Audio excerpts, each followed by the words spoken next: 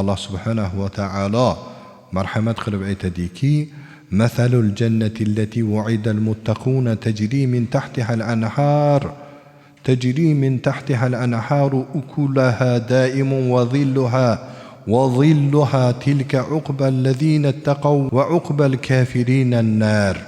Bu oyati karimada Alloh taolo marhamat qilib aytadiki, jannat va'da qilingan taqvodorlarning jannatning misoli.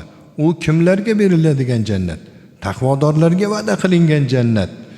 Uning ostidan anhorlar oqib turadi. Uning mevalari va soyalari boqiydir.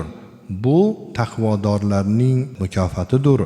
Kofirlarning oqibati esa jahannamdir deydi Alloh taolo. Demak, Alloh subhanahu va taolo taqvodorlarga jannat borligini va'da qiladi va jannatni o'xshashini Alloh taolo bu oyati karimada zikr qiladi.